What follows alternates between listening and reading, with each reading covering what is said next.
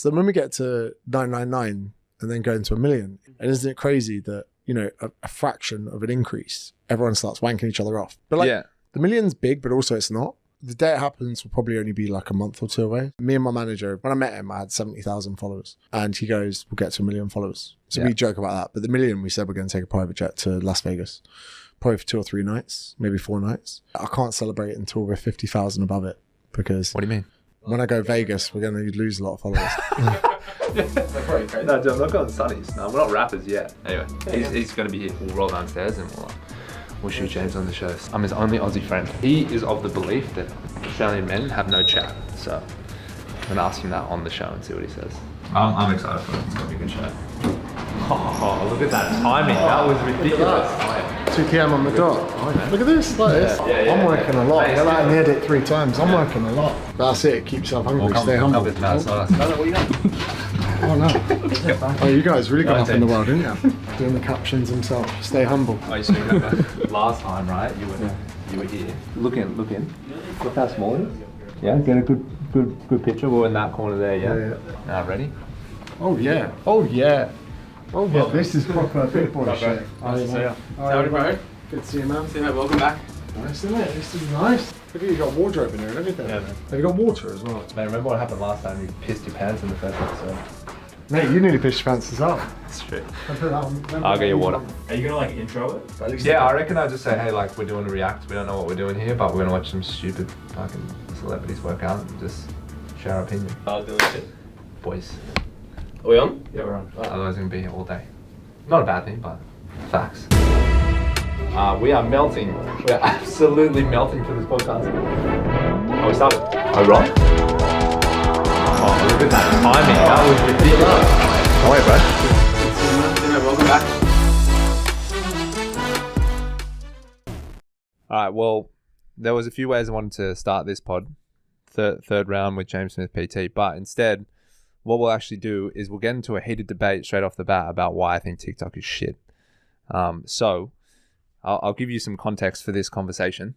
I've done a very deep dive on YouTube recently. And when I say deep dive, I like read a whole book on YouTube called The YouTube Formula and basically studied like every YouTube podcast there was, took all of our YouTube content apart, looked at analytics and stuff, started using like acronyms and shit like ABP and ADV and all this shit. And what I realized through this whole process was the platforms like TikTok, Snapchat, Instagram, Facebook, these like social media platforms, I for some reason put them in the same bucket as YouTube, or YouTube in the same bucket as them. But what I realized was YouTube is actually, it's a Netflix. It's actually the biggest streaming platform in the world. And because it's owned by Google, it has the most sophisticated, intelligent AI in the world. So what that means is it's basically the best platform at giving you the content that you want to see, better than any other platform. And the stat that really put me over the line was like, it's the only platform that is actually helping creators. So let me explain. So YouTube in 2021 made $30 billion. Half of that, so $15 billion went to creators. So if you broke that down they gave it out through AdSense and subscription, however they take their revenue and they split it to creators. So if you take that $15 billion and you divide it by the average American salary, which is like 70,000 Aussie dollars, 50,000 American dollars, and you look at it as a creator on their platform taking money, as an employee of YouTube paying them to create content for them, they employed 300,000 people in 2021. So that would be the biggest, no company in the world has 300,000 employees. And what are the benefits of working for them? It sounds like you're sponsored by YouTube. If I'm sponsored by YouTube, that's a good thing. Infinite upside, work from wherever you want, content that is evergreen, which means you don't have to create every single 24 hours. You can create once a month, you can create 2 months, you can go away for a year, not create any content and still make money at the same time and never have to do a brand deal in your entire life. How many creators do you reckon there are on YouTube? I think they said there is 2.5 million active accounts posting videos. So if you were to look at their first 5 videos and you were to choose actually determine the average amount of views they have in their first 5 videos, how many views do you reckon they'd get a video? What do you mean? For each creator? Yeah. So Well, we don't go know. back, even Mr. Beast, you go back, Look, Logan Paul. I obviously know it's not going to be 300,000 people. 0, right? Yeah. Yeah, it'd be like No, there's heaps of people that don't make money on YouTube, obviously. No, I'm not even talking about money. I'm talking about when has there ever been a social media platform before? And I was also wrong about TikTok before. I used to hate it. For the first 2 years I had it, I hated it. I didn't but why like did you it. hate it? I didn't respect it. Yeah, but why? To me, I didn't understand what it was. I thought it was people dancing. Mm-hmm. I thought it was a dancing app. I thought it was somewhere you went to rip off people's audio. Mm-hmm. I didn't realize that the landscape of social media is changing to provide people with content they like, not people to follow. Which is what YouTube does, right? And does it better than anyone else. But it's still subscription based. What do you mean? Everything you do on YouTube is about getting your subscribers up. So that people will be hold on, but that's what it is on TikTok as well. It's the same game. No, but like what I'm saying is people can enjoy your content without even feeling like it's not the same model as it's been before. The main thing on YouTube is make sure you subscribe. On TikTok, never has there been, and again, I'm not commercially, I'm not getting paid to say this. Whenever has someone been able to get 15 million views in their first video? Ever.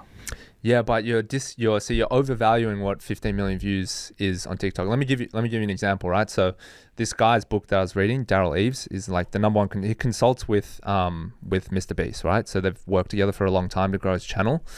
And he had one of his students on a YouTube live stream, and they're discussing his growth. And this guy he's like a FIFA creator. He makes like FIFA tutorials and videos and stuff. I don't know. It's not for me, but he basically thought, okay, I want to be a creator. So I'll go on Instagram first. I'll try and grow my audience. Had moderate success. I'll go on YouTube, try that there. Bombed it completely. Thought it was shit. Terrible, left it, and then went on TikTok and it took off, right? Started going viral, started getting millions of views, millions of followers. In his best month on TikTok, he had 10 million views and he made like $4 or something. He went back to YouTube, like just randomly, because he was trying to figure this out. He's like, I'm not making enough money here. I'm getting tons of views. How is this? What more do I need to do? And he went on YouTube. One of the videos took off on YouTube, got like 100,000 views or whatever. And he made like $400 or $500 off that one video. And that's when the penny dropped for him, that it's like, no matter how many views you get, and I've seen other things, other TikToks as well, billions of views with $45 in their account. YouTube is, in the most pure sense, it's supporting the creator more than anyone else. And as creators, that's what we want. We want someone to support us. But this is a bit of an echo chamber with just like a creator's mindset. So one thing that I'm a big proponent and believer of is that now more than ever, creating content is fun. Not for creators, for everyone. Everyone now takes pictures of their food when they go out. They're creating content. The way that someone with 44 followers on Instagram changes the contrast on a picture of spaghetti bolognese to upload to their Snapchat or their Instagram story isn't about being a creator. It's about sharing an experience. Yes. Right? Now, one other thing that I like to say to people is with creating a podcast and creating social media, you've won before you've posted it because you've enjoyed the process of creating something. I believe there are billions of people that don't want to be YouTube superstars. They don't want to be creators. They just want to take their daily creations to the next level where they can put it out into a very volatile space, not for monetization, but for fun. So now people fucking around with their friends, or, there's a guy that I follow, really funny. It's called Bean Wizard Official. And his girlfriend records this guy and she opens her front door and he's out there in the snow asking if she wants some beans. And he's fat and he's got his top off and he goes, "Hello, would you like some beans?" And then I've got so caught up in his content. I saw him help get a raccoon out of a bin the other day with a stick. And then I saw him drop his takeaway coffees, coming back to the car. This guy's got no interest in monetizing. It's him and his girlfriend having fun. There is no grand scheme or no like endpoint for him. Girl I'm seeing now, she will record how she cooks dinner, but it's not so that she can monetize or create a following. She enjoys putting together an edit. It's something meaningful that she can do and put out there so that other people can see it. And for TikTok, what I enjoy is everyone on YouTube wants to be successful, wants to be a creator, and wants to invest the next 5 years into growing a platform that will pay their wages. I am starting to appreciate the beauty in people that don't. And I'm really... Yeah, but that's not what I'm talking about. No. But yeah. You can't discredit a platform based on your standpoint on what you 100%, want from it. 100%. So what I'm saying is they are almost cheap views and cheap likes, but the volatility is not only something that's vastly exciting. I think that that's the landscape of where social media is going. And I like that YouTube sits in this middle ground where Facebook was collate feeds of people you follow. Instagram, Instagram's just trying to copy everything, right? YouTube has got that beautiful, the feed, especially when you go premium with content that you might like. I like that. I like going down the rabbit holes. But there's something about the randomness of TikTok. And also, I think TikTok are breaking the rules massively. How so? The way the app works, it must be drawing data from every app. And I think the people that have looked into the source code of TikTok said it should be illegal. Stuff's going tracking on. Everything, yeah. I want that. So I want the fact that if someone Googles weight loss, that illegally TikTok are going to put them into my videos. Yeah. I love the fact that they're breaking the rules. I love the fact the Chinese Communist Party are going to fuck us with it.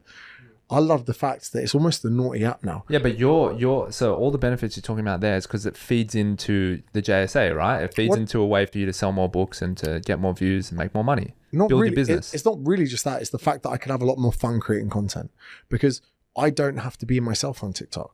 I can do whatever I want. I can do a video. But that goes for any platform. Yeah, but you're saying because TikTok gives you like trends and jokes. Not even that. I've created a brand on Instagram. You have to abide. You got to abide to. You got to hold yourself to it. With TikTok, you can do anything, and I feel like the diversity on that. And like I said to you, 52 minutes average user spends on there a day. People don't like committing to long format. There are people that do. There are people that buck the trend or whatever, but there are some people now that don't want to invest more than 45 seconds into being entertained, and that for me is exciting. That's hard work. Trying to get your point across, to be salient, to be succinct, to be entertaining and informative in under 45 seconds. I embrace that challenge. I love it. Yeah. See, I look at it completely the other way to you. I'm just realizing now as we're talking, I see it as like 52 minutes on TikTok is horrendous, right? Because now that's how many 8-second, 4-second videos is that? That's hundreds. Yeah. Thousands. And you're one of those of hundreds of people, right? So which makes it a better game. But it means that they've seen hundreds of different people. So every day. Yeah, so I would rather 2 hours. What's the average? It's the YouTube's like ridiculous. It's like 2 billion watch hours a day, or an hour or something. It's I don't know. It's some crazy stat. But anyway, the point is, I would rather take that 52 minutes, invest it on YouTube, and split it amongst 3 creators because the person that is into that creator is more in as a person into that content than any other platform possible. Yes, you can be into TikTok creators like the Beans guy and that other guy you showed me on Instagram. But there's no better platform in the world to connect with an audience than YouTube. Which makes it a harder game. Imagine if we were only doing all of this for fun. That's the only reason we were doing it. Would you probably use TikTok more? No. YouTube. For sure. We're just talking about, it's just apples and oranges. You like short form content. I like long form content. And do you know what? But then I like using YouTube to access short form content. I subscribe to Fail Army. I watch more fail videos. Yeah, I'll watch an 8-minute You just video. Love short. Yeah, I just want to see people fall over. 100. That's the point. Yeah, I've got real bad attention problems. If you were starting out today, though, would you start on TikTok? Say you had no followers again, you had to start tomorrow. No, it's not. That's the wrong question. If I'm honest, I'm saying I love that so many people are creating content for fun, and I love that so many people are being so hugely successful on TikTok that don't care. Yeah, but if it wasn't just for fun, if it was fun and I also want to get to 1 million followers as well. But even now, as I go through this, I'm buzzing to 1 million followers. It'll be sick. It'll be like a pat on the back. On TikTok? On Instagram. On Instagram. We're only 28 away. Oh, that went quick. Thanks. 28,000 away. Yeah. Wait, what were you last time when you came on the show? 300? No, I think it was like pandemic. 600,000. Yeah, pandemic. It would have been 600. And then what about before that, episode 1? That was Episode 9, pre-pandemic. 2019, November, probably about 450. Okay. Now you're 28,000 away.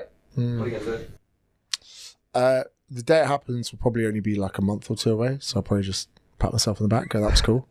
I can't celebrate until we're 50,000 above it because... What do you mean? When I go Vegas, we're going to lose a lot of followers. What? How's that? So me and my manager, we've had an inside joke for about 4 or 5 years now that when we hit 1 million. So when I met him, I had 70,000 followers. And he goes, we'll sell out the O2 Arena and we'll get to 1 million followers. And we also spoke about going on Good Morning Britain, which I went on with Piers Morgan. He goes, when you do that, I'm going to be back there with a pastry and blah, blah, blah. And we made it happen. And when I went there, as soon as I was like in the green room, I was like, excuse me, have you got any pastries? They're like, what? I was like, it's for my manager. We've been talking about this moment for years on end. Then I think we're nearly at 3,000 tickets for Eventum Polo in London. So like you scale up your venues one by one, like as you go up. The O2 won't be, that far away. I think it holds like 16,000 people or something. I don't know the O2. It's not like a Marvel stadium, is it? It's not that. The O2 Ring was the Millennium Dome. Wait, the Marvel holds like 80,000 people or something. No, but like it's say Drake is doing an event in London, he'll perform at the O2. Right. Okay. Yeah. So like, it's like a smaller arena, but it's fucking popular. It's like the place. Yeah. So we joke about that, but the Million, we said we're going to take a private jet to Las Vegas, probably for 2 or 3 nights, maybe 4 nights, and for that we need to take like a Falcon, which is a 15-man jet. It's fucking expensive. That's a lot of seats though. 15 people. I take all my friends. Mate, that's a ruthless list to cut. Imagine being like picking the friends and like getting cut from that list. Oh yeah, mate, I'm taking note of every conversation with my mates. I'm seeing when they last checked in me on WhatsApp. Yeah. Sven Gavunsen, he's great. He checks in like he's coming. Yeah. So like even you could take like a little 6-man jet that we went on a couple of times. We actually, when me and my manager started working together, the week before his wedding, he took me, Darren, and my mate Jade on a private jet to Ibiza for 1 night. And that was crazy. Yeah. And then we got there and I was like, are we even staying there? He was like, yeah, you're in Ushuaia. I was like, oh my God. So then after that, I could never leave. Like even if another agency, Live Nation came for me like a year later, I was like, you're not going to take me on a jet to Ibiza. But these cost thousands of dollars an hour in fuel. Yeah. It's like 50 grand to do a private jet. Yeah, across America, east to west coast. Yeah, it's ridiculous. So 1 million followers. I mean, it's not. I wasn't even sure when that was going to be, but yeah, a month away is crazy. That's big. I mean, you had like a lot change, right? You went on the Diary of a CEO. We talked about that. That was cool. Big podcast. What's his name? Stephen Bartlett. Yeah. And that was cool. That was a really good opportunity, and also that was long format content forced onto a lot of people. Where people, if they didn't like me, they'd still listen because they respected him, but not me. Yeah, okay. And a lot of those people ended up messaging me going, I had you wrong. And I was like, and a lot of the time, if you ever noticed that when people say they can't afford what you're offering, it's not they can't afford it, it's that they don't understand it. They don't understand the value in it. So you guys with Locker Room, right? A lot of people go, that's too expensive. You go, I can understand why you think that, you don't see the value. And even if you do see the value and you're not interested, it's because you're not in the demographic. Yeah. So then when people dislike me, I honestly think it's because they don't understand what I'm doing, why I'm doing it, or 3, they're not in my demographic. Yeah. And that's fine. That's completely fine on all fronts. So there would be a lot of people that would have been 50-50 on that one who then were like, never heard me in a high level conversation. They've only ever seen the smack talking person on Instagram that's there to like, ruffle a few feathers or whatnot. But like the Million's big, but also it's not. Like, why is it not? Because it's just a number, and that sounds like fucking cliche as fuck. Like, so every time we grow by 1,000 followers, we race each other to message the person. So when I get like 973, I message him, and he's like, "Fuck." Who are you talking about? My manager. So like, he's like my best mate. He's like one of my older brothers. He's like my older brother actually, more than anything. And he'll be like there with his kids, juggling them. Like one's newborn. He was like, I'm fucking refreshing my feed so he can beat me to it. So when we get to 999 and then go into 1 million, it's the exact same celebration we've had before. Like, sure, Eddie Hall 500 kilogram deadlift, before he was at 499. And isn't it crazy that, a fraction of an increase, everyone starts wanking each other off because it's such a hallmark. But it is meaningful. It is meaningful though. 1 million people. It's more meaningful than 999,000. But it is like, it's like squats. Like right before you get there, then it doesn't seem like a long way away. Yeah. When you look at the next thing. Yeah. And like, I just got to make sure I don't put too much importance into a metric that's quite unfulfilling. It's fulfilling, but it's not fully fulfilling. Yeah. Well, it's easy. You can just look at people with 4 million, 5 million followers and feel inadequate. Yeah. Or people that are miserable. Like, I do have to take count a lot of time and go, am I happy? Yes. Am I enjoying life? Yes. My relationship's good? Yes. Jiu-jitsu going well? Like, I don't want to put too many eggs in the basket of getting 1 million followers because there's so many people that are busting their ass to push a number high enough and they lose sight of all other metrics. People in business that literally give up 5-10 years of their life just to get more money. Then, you don't want to get to the position of having the most followers and nothing else, the most money and nothing else, or, the most recognition and nothing else. Because if you succeed too far in one field, you're going to neglect all the others. And like, it would be cool in that. It'd be nice for sliding into restaurants' DMs when they say they're full, because you will get so much more. There are some benefits. Mate, Dubai is crazy for that shit, right? Yeah. Go to Dubai and my friend's like, oh, just restaurant. Oh, we haven't got any bookings. She's like, message them on your account. I'm like, hey, we got a table. They're like, yeah, anytime. Wow. And then they go post one story, and no matter what you have, it's free. You know what though? Let's. I do want to get your opinion on the gram. I feel like it's changed a little bit since you made the move to TikTok, and obviously we started with that. Do you think it's? I mean, it's hard to grow. It's still obviously a popular platform, but I just feel, ever since I started, and I've been saying this to everyone, ever since I started learning about the YouTube stuff, and I see the biggest creators on YouTube and what they do with Instagram and what they do, well, let's put TikTok aside for this part, but what they do with Instagram, it makes up 0.1% of their time, energy, and effort. It's a messaging app. Exactly. Don't want to give you my number, but you can have this. Yeah. So how do you see it now? Like, have you lost enthusiasm with it? Are you like less excited than? No, I still really like it. I think that it's definitely got its strengths. I think stories are a massive thing that I don't think, WhatsApp tried, or the same business, tried to do stories. YouTube tried to do stories. TikTok have now added stories. I don't think anyone's really, even Snapchat. Instagram actually took that from Snapchat, in my opinion. Yeah. They muscled it. Yeah. I think stories are great and inboxes are great. And then the feed really is just an update. And they're going to try and make it chronological and do other things, but I don't think it's really going to be enough to hold people there. I think that YouTube's great for me, where it's the end of the day. Like, I'm so fucking sick of my phone after 6 p.m. and I'll like use it, whatever. But then if I'm with people, I'm like, let's see what's on YouTube. And that's a shared social media experience, which I do like, whether it's like looking at the UFC embedded or whether it's, it's like watching Netflix. Yeah. Watching, it's a lot less committal. Instagram's still going to be big. Status is still going to be based off Instagram. So like someone goes, oh, he's got 2 million followers on TikTok. The restaurant in Dubai don't give a fuck about TikTok because they don't understand TikTok yet. The same way that I'm not a massive fan of crypto. I don't like the landscape of NFT art. So then, because TikTok was positioned poorly in the onset, it got a bad rap. NFTs and crypto have been positioned poorly in the onset. Crypto has been poised as a way to get rich quick, which it isn't. And that's, one thing that really get people out, it's fucking waste time. The idea is great, but the people that are invested in it are just fucking cunts. Yeah. And, like crypto hacks, like the pages, you're like, just fuck off, mate. Until this is snakes. Until this is instilled into society, which eventually it probably will. And we cannot, Bitcoin's too big to go away, fair enough, but we don't know it's going to be the main coin. You never know. Apple or fucking Elon Musk might come out with a legitimate coin that's acceptable. Anyway, we won't get into that. But NFTs as well. The technology of NFTs is so overlooked because people think it's about buying a picture of an ape for 500 grand. Yeah, that's what it is now. So like with the TikTok thing, because people still don't understand it, they don't understand this new algorithm of content for followers. We're still a couple of years away from that. And I think until NFTs are, again, a lot of people, they had their commercial team go, oh, we should be selling NFTs, and people did a lot of money grabs. Buy my NFT, even for UFC embedded.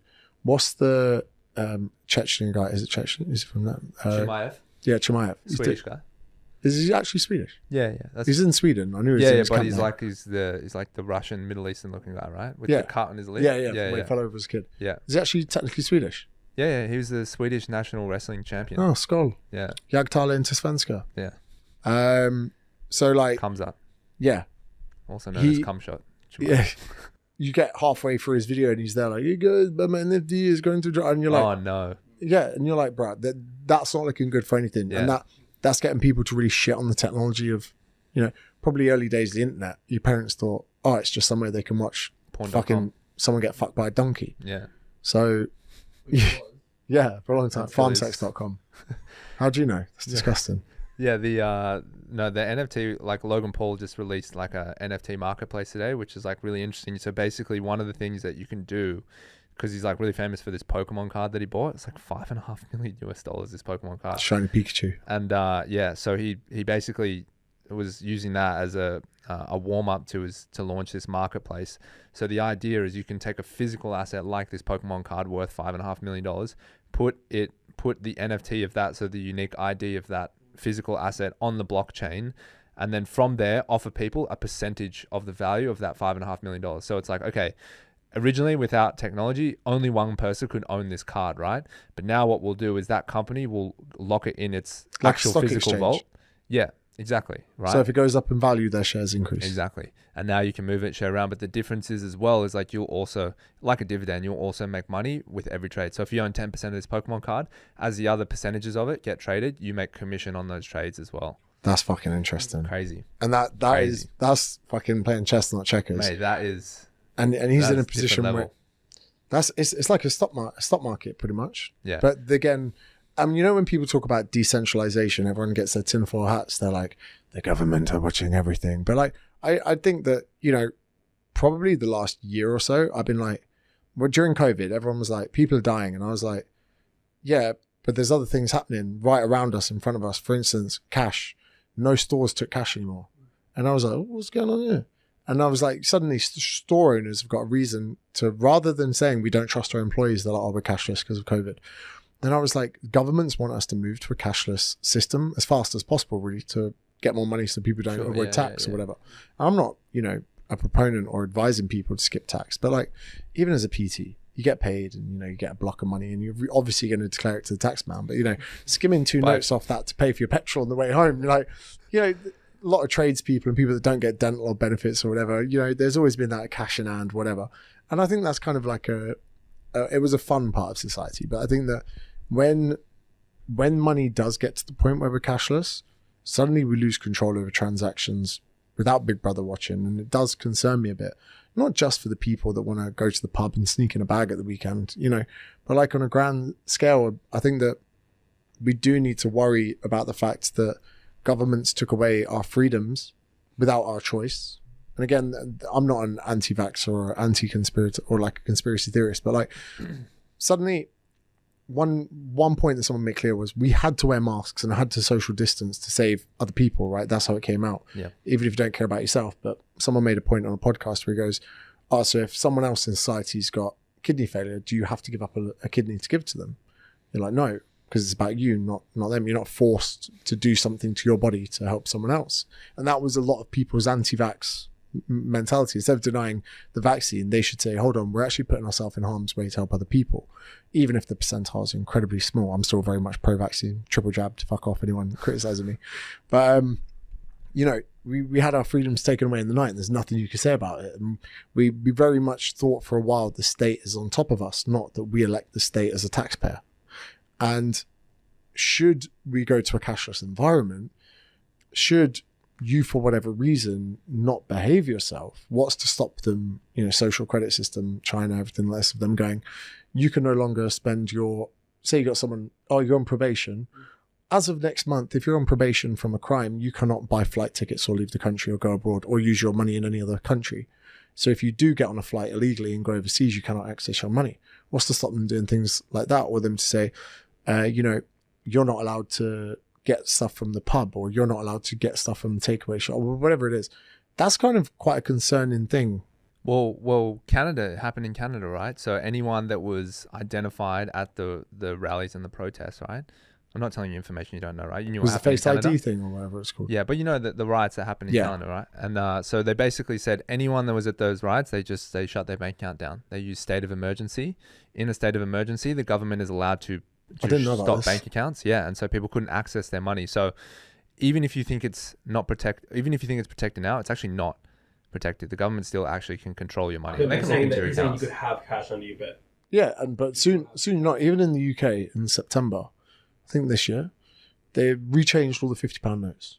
So £50 notes, the highest denomination, highest denomination. That's it. So obviously, if you're involved in lucrative crime or drugs or whatever, and again, the cocaine industry in London, I think, is worth like $5 billion a year. So like, that's why I want legalization. I'm like, tax that shit. And growing. I'm saying UK government, get that money. Like, you know, I'm not. But what they're doing is now they're changing all the £50 notes, and it's not like after that deadline you can't trade it in.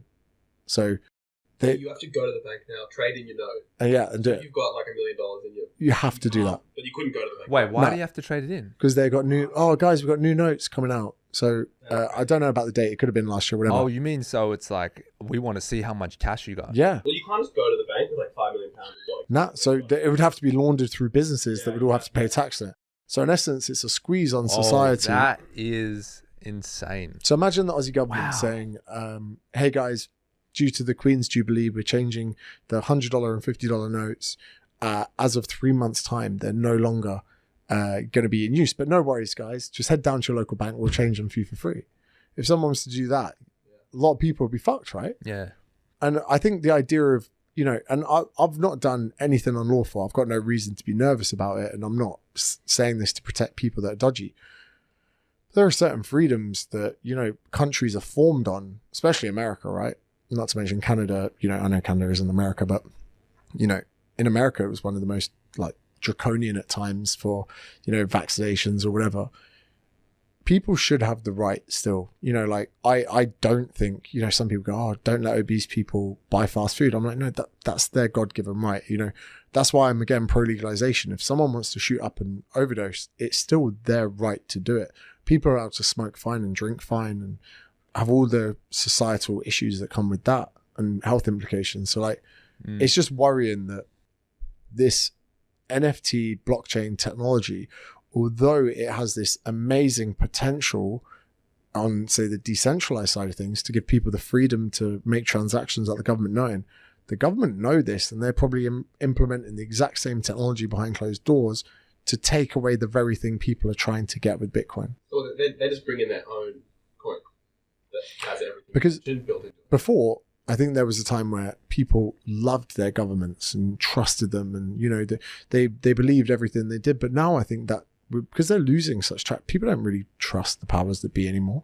People don't really. You pay taxes as a fine. You see taxes as fines. You don't see them as, you know, putting money towards the state, or like even if I spend too long in the UK, I've got to pay top up tax. Loads of money goes to the UK, even if I've only been there for a few months, even if I haven't used anything or gone to hospital. A few months, that's it. Yeah, 3 months. I overstayed my stay. You guys are ruthless with tax, man. I overstayed by like 4 days a couple of years ago, and the amount I had to pay was more than what I used to earn in a year. Oh, fucking hell. Yeah, and that's because I'm a tax resident in Australia, but I'm not a resident in Australia. So I'm fucked either way. So the only country I need to stay in... Is that why you sold your watch? No. Mate. Paid the tax. So London, right? I had a rose gold GMT root beer. Lovely watch. Beautiful loved watch. It. Holy Grail watch. It just made me nervous, mate. It's an expensive watch, and it was only going up in price. How expensive is the watch? About $65,000. Aussie dollars. Yeah, when I got it, and then it went up to about 80, probably about $90,000 now. But as the rates, mate. So when I took it to the dealership, they didn't care. Really? They didn't even try and the watch dealers. They don't care because GMT, the root beers, are so sought after at the moment. So you've got a watch that's fucking just going up in perceived rate because Rolex don't sell them at that price. And as I was wearing it, as it's a more sought after watch, I'm like, the chances of me getting mugged are more and more increased. And especially in London. There's a guy who I train jiu-jitsu with, and he's a purple belt, and he's got a solid gold AP. Royal Oak. $200,000, $300,000 watch. Yeah. I say to him, you ever get mugged? He goes, yeah, 3 times. He goes, 2 times just gave it to him. The 3rd time I was pissed and thought I'd have a punch up and they beat the fuck out of me. Oh, shit. And he goes, but they're insured. And I was like, cool. But I was like... Insured for crime. Yeah. And again, my manager, my older brother, whatever you want to call him, he said to me, like, you need to be careful. And often I'm saying to him, like, oh, you're probably exaggerating a bit. And he goes, Google it. So I was like, Google watch thefts, blah, blah, blah, blah, blah, blah, blah. And then there's I went down a rabbit hole where they cut your tendons before they even start mugging you. Come on, bro. Cut your tendons in the elbow so you can't open your hand. So as they're taking the watch, you can't even open your hand. Fuck. In what country? In England. In London. Yeah. So Savages like, over you're there, looking bro. at... Send them. But it's no wonder they won't give you a fucking visa because you're cutting your tendons and stealing watches. But imagine like the economical status of a lot of households in the UK. A lot of, there are a lot of people that don't have the... There's a lot of poverty. Yeah, there is. And there's a lot of people that don't have a lot of money. And fuck me, even on the, dodgy market, to get a business executive's annual salary to mug one person, man, I mean... People do it, yeah. And imagine this, right? So the way that people portray criminals, thefts, people that burgle houses, whatever, we're almost like given this narrative that they're doing it because they're bad people. We overlook the fact that people are desperate. And like, say someone sneaks into your fucking house at night to steal some valuable shit. I'm not saying it's fine, but I'm saying that person probably from an ethical standpoint knows how wrong it is. They probably have to live with the guilt of it, but they have no option. Similarly to when people are drowning, they will pull down other people to get up for air. Like, I think it was Jordan Peterson was talking about this. He goes, no matter how noble and brave you are, when you're drowning, you will pull other people underwater to get your head above. And there's nothing you can do about that. So like, some people are so desperate, they literally... It's a survival instinct. But I think if you're that hardwired. You just don't feel bad if someone's wearing $300,000 on their wrist. Yeah, I think you like how they got money at home. Like, yeah. Yeah, you don't need this. They'll fix the fuck Yeah. attendance. Yeah. And yeah, there is a big element of that. And so for me, I bought it to impress myself, not other people. I remember sitting there going, fucking hell, it was a crazy watch. This is like really nice. But then I was like, I don't need this. And I traded it to get a same watch you have. Yeah. Stay in the sub. I was like, I don't need a gold watch. Like, it's just stressing me out. So why do you think you got it in the first place? Oh, no, it's my favorite watch. Well, it's interesting because the experience of like having the watch or like targeting something, especially as a business owner, I'm sure you did the same thing. You try and set yourself incentives because like what you realize after a while is like all human beings are driven by incentives. And if you can just line your incentives up correctly, then you can basically hack your own motivation and action. And so I was like, what is something that I'm obsessed with and I really want? I was like, this watch. And I was like, you cannot buy it no matter what until you achieve X, right? And it's interesting how like your actions change. I think anyone should do something like that. But what's also interesting is you also put off a bit of your happiness until you achieve it. You think, okay, once I get there, I will be happy once I get this material good. And you get there and it's not what you expect. So for me, it was actually like my holy grail watch. I was like, I get it when I'm older. And then Sonny says to me, oh, my watch dealer's got one now. So I messaged him. I go, can I have a look? So you didn't attach it to any incentives? No, I just literally was like, in that morning, I go, can I try it on? He goes, no. He goes, you can buy it or not. I went, will you knock off GST? He goes, no. Oh, shit. I said, okay, I'll buy it. The way he was so ruthless at me at the beginning, I was like, I like this guy. You wanted it, yeah. And then similarly, when he was selling the sub, she put it up. I say, I have it. Yeah, but how did you feel when you got it though? The sub? No, my point is did you actually, when you got your Grail watch, did you feel how you expected to feel? To me, I'd never seen one in real life as well. So I just seen it online. I went, oh, that's nice. And then the more I looked at it, I was like, oh, this is really nice. But do you know what? It was fun. When I first got it, I had some books. I had some book tasks I need to do, one of which was signing 2,000 bits of paper to go in the books because they couldn't send 2,000 books to me from the freight logistics nightmare. So they call them tip-ins. During the pandemic, a lot of authors, because we couldn't go to factories, had to sit in front of thousands of sheets of paper. I thought, you know what? Putting on a gold watch will make this nicer. So I sat there, put my Rolex on, and I was like, that's why you're doing it, James. That's why you're doing it. And when I was recording the audiobook, there's times you're reading for like 6 hours on end, and I was like, that's where you watch. So I'm there. So when I'm tired, I look down. Okay, yeah, that's nice. Yeah. So why do you think you've always felt? Because we talked about this, right? I think I even sent you a YouTube video about it once because we're texting about it. You've always felt a little bit weird with the monetary success, and you've kept it relatively close to your chest. Besides, talking about watches, some nice watches and stuff. But like there are a lot of people out there that are very open with how much money they make to inspire other people, not to flex on other people. Maybe that's part of the motivation, but part of it's also to say, hey, look, I put this effort in, I do really well, and inspire other people, and this is how you can get rewarded. Why do you think you've never gone out and explicitly said not how much money you make, but given ballpark? I keep quite far removed from it, if I'm honest. So in the James Smith Academy, James Shaw, my business partner. Sorry, so because people do ask you about it a lot. Yeah, right. They do. But with that, I couldn't tell you how much money we make. Like I found out this week. You don't have a banking app on your phone? I don't look at it. I haven't got the logins. I haven't even got a company credit card. So I was the majority shareholder until recently, where we decided to go 50-50. Okay. So I just gave away 10% of my shares to my business partner, just because it made our accounting easier for starting a new business. That might not even work.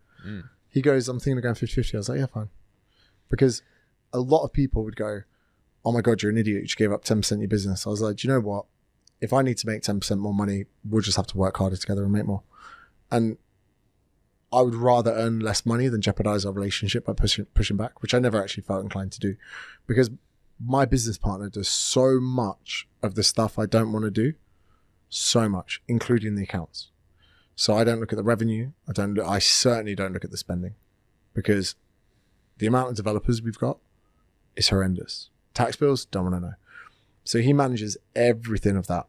I just get my salary, and my salary is a normal director level salary for anyone in Australia. It's not crazy, and it's a nice amount a week. I can live off that.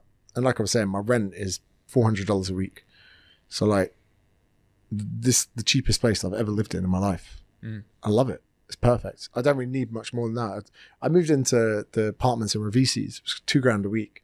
I had 3 balconies, but I was like, it's stressing me out how much I have that I don't use. I was like, this is too much. Do you think that's like a bit of a superpower though? Like that's a nice thing, because like most, like you hear Mr. Beast story, right? #1 creator on YouTube, and you think that when he was, you know, making $1 million a video or whatever the absurd thing was, he was still living in an apartment where, you know, he was with a roommate and they're paying $700 a month or something. So do you think in some ways it is a superpower to not be able to like need to spend all that money to validate yourself? Yeah, and I've also got 27 years, probably 28 years of experience of not having money, where I was checking my bank account before I bought dinner for 27 out of 32 years. So like, I'm well versed in being skint. I've never been good at saving. That's again another anxiety I have, where I don't spend money because I think it's going to come back around. Like, oh, I'll have a never been good at saving. No, never. And you're still not. Is that what you're saying? No, right. But it's easier when you earn a lot. Yeah. That's yeah. The hole in the bucket's always been there. There's just more going in the bucket now. Yeah. There's fixed costs you rise above. And then again, my manager, best mate, older brother, he handles everything. Every payment I get goes to him, and we're in business together. Okay, so through from we have James Academy on one side, then we have UK business in the other, and I have such open trust in both those people that they could be robbing me blind. Like all my bank stuff goes to my manager's house. I couldn't tell you. I don't know where the card is for the account. He just somewhere. He's got everything, and then. Even then, I don't really want to know how much is in there. If we have an issue, he'll let me know. If we're spending too much, he'll let me know. Could we be doing smarter things with the money? Absolutely. But then again, this is another thing. I could have bought 5 or 10 houses in really shitty areas and got a property manager but that doesn't excite me. And again, like similar thing with the YouTube thing, the smart thing to do would be this. But what I enjoy doing is this. And like being smart on my money doesn't interest me. I will buy a house at some point, and I'm not very pro mortgage. For me, it just seems like a logical thing to do, but it's not as an investment. Similar to the watches, right? I buy the watches because I enjoy it. I enjoy the shopping, the buying, whatever. I don't buy them to sell them on. And I hate that in society we have this thing where people go, you should buy a house because it'll be worth 10% more in a year. Why has everyone got to be entrepreneurial with where they sleep each night? You know? And again, this is another thing that kills me is people say, oh, you hate mortgages. I'm like, I don't. They're a fantastic thing, but 20 to 30 year olds shouldn't be so blinkered to success being owning a house. There's so many things more important. In the UK, much worse. Yeah. Well, it's pretty bad here. It is pretty bad here. Fucking goal every kid. You know, it's funny because Raf and I have this conversation often because it's like, oh, like when do you start allocating personal like money into like major assets like houses and building portfolios and that sort of stuff? And it is just, you just get a way better return in your business, to be honest. It's just that most of society don't own businesses. So like they have to do stuff like this, which is why it's popular content. But for guys like us, it's like, if we put 10 grand back into the business, we can do a hell of a lot more. We can renovate the studio. We can buy new cameras. We can go harder on YouTube. Like most people don't have that opportunity. And again, for me, even coming here today, it's 5 times cheaper to get the train, but I don't want to walk and be at the platform. I can sit in an Uber, get driven to where I'm going and do work. That's worth so much more to me. And it is a difficult one, but even for people that aren't business owners, you know, say you figure out what and again, people as well, they're really big like virtue signalers, like, oh, you got to set your kids up. I'm like, yeah, but you know what? My mum and dad worked really hard. So that my dad said he always wanted to put money down for my first deposit on a house. That's like one of his financial goals. I don't know if he has the money. For your first deposit? Yeah. Yeah. And when I was 27, I said, oh, don't worry about it. I was like, you know what? Put that towards my sisters. Like, you know, I'm cool, I'm good. I went on my parents' mortgage to help them with the payments like a couple of years ago. That felt good. I was like, this is cool. But I I don't think the onus should be on like giving so much to your kids. Because again, if you do a good job of setting up your kids, they're going to be entitled little bastards. Yeah. So like, if you say to people like, you don't need to own a house is a good idea. Yeah, you know, you don't need to leave someone a house, because you almost don't want people to be too comfortable when they're growing up. Don't worry about doing the paper run, because you're going to get a house when you're older. When me and your mum go into a home, you're going to get a house. I don't think that's like a really smart way to look at things, but fuck, I mean, it is hard when you eat at a silver spoon. Man, it's tough. We got a good friend. He's like one of the guys. His dad is like one of the most high up medical doctors in Australia. Plenty of money, and he like doesn't give him anything. Imagine this, right? The gold watch, the gold GMT. Oh my god, I can't wait to have it. Can't wait to get it. I put it on and I go, oh, it's just a watch. It's nice, but it's just a watch. Yeah. People save for years for a house. They go through the legal, they go through the stamp duty, they go for this. They get in there one day. They live at home with their in-laws. And they must sit there one day and go, $1 million. And if I was renting this place for $300 a week, I'd be sat on the same sofa in the same room doing the same thing. No, but also you paid for the watch in cash. They pay for it over 20 years. Yeah, it's 20 years debt. And it's not even their house. They get it and interest. So yeah, that's what I'm saying. So say at the moment, the house we live in, because it's in Bondi, it's worth millions of dollars. I sat back the other day, I go, I might buy this house. I don't like this house, but we live in it, and I could buy it, and then we could all pay the rent. It would just go into the mortgage. And then I went, or I could just keep fucking renting it and not have to worry about my housemates paying me rent, and not have to worry about the interest rates, and not have to worry about the millions of dollars of debt that I just got, because I'd be sitting in the same room doing the same thing. Yeah. With just one more worry and one more asset. No, I do appreciate the perspective. I guess at some point though, there's a point where you can pay people to worry about that for you, and it ultimately doesn't matter. And it might just not be that stage yet. You know? And again, one day it might be. This isn't me saying I'm right with where I stand, but like, even since I was young, I was like, oh, I'll probably buy a house when I can afford one. And for me to afford a house would be like having 80% of the money. Yeah, buy it almost outright. Well, yeah, just buy it outright. I did that with my car. I didn't buy an amazing car. I just bought, a Golf. It's like 5 years old. But I was like, if I wanted to get a Porsche like Sonny, I could. But then I was like, I don't have 200 grand that I want to spend on a car. And then I was like, do you know what? If I get a 5-year-old Golf, I could just buy it outright. Well, yeah. I mean, this is the conversation we had, is like, there's so many, like someone with a nice car these days, because there are so many different payment options and payment plans for anything, there's not many things left that you can look at and genuinely know straight off the bat that person has a lot of money, because of how you can structure finances and go into debt and like buy now, pay later and all this sort of stuff. So have you ever noticed how much they push you to put your own car finance? So I was sitting in the dealership, lovely guys, and they're like, do you want to go on finance? I was like, no, I'll just buy it. It's like, mate, you should put it on finance, be good for your credit score. I was like, I literally came here today with the money, I'm just going to buy it. They're like, well, here's the paperwork anyway, let's work out the numbers. I was like, you're obviously getting commission to sell me this finance. Then the banks are not just giving away money out of free will. People are getting paid here for me to decide 100%. To finance this. Yeah, 100%. And like the same with houses. People go, so nice of the banks to give us $1 million for this house, isn't it? So nice. Well, that's how they make their money. Yeah, Combank's like 75% mortgages or something as their revenue. It's just crazy. There's like some story about how, like, because the banks make money by lending you money, right? And it's like in the 1950s, they were like all trying to work out how they could get people to just borrow more money. And the main way was businesses, but this is obviously risky, so they like struggle to give out that much money. Grant Cardone talks about this. And then they just had this, like, you can even see it. Well, this is for Australia. You can see like the kind of year that this hit, where they started the marketing of everyone has to get a house, and it's like insane. Like, it's fucking through the roof. Have you seen that in comparison? So you look at the increased prices of houses in Australia, then you look at the increases in wages over the last 50 years. Australians now are paying 4.5 times more for a house than people would have in the 60s and 70s. So now, imagine how hard it would be to bring 4 times as much. So they're like, that's fucking ridiculous. And like, the boomers, the generation, was that because the times were good then, right? Baby or was boomers? It to do with that was post-war era? Yeah, but like times were good economically. Yeah. So you look at millennials and Gen Z right now. Not for China though. So you've had a pandemic, sweet. We've had a housing market collapse, sweet. We had a massive recession, sweet. Like no one in Australia can relate. We survived all of it. Our economy went up. I'm dead serious. Oh, but like we've had bad days.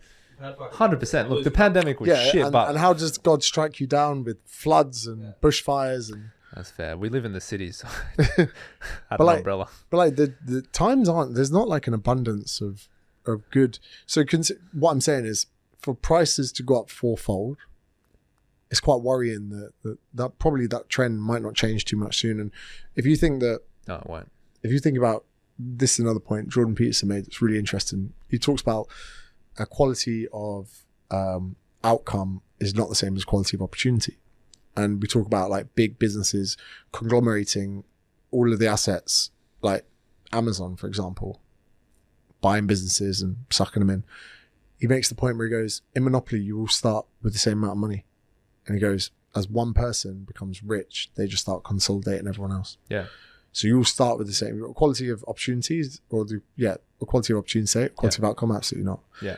So you're now looking at a time where right now, this is another thing, I spoke about centralization and, big, I'm not like a big pharma or anything like that, but like the richer are getting much richer. And when times get worse, the richer get way richer. Yeah. And the poorer get way poorer. Yeah.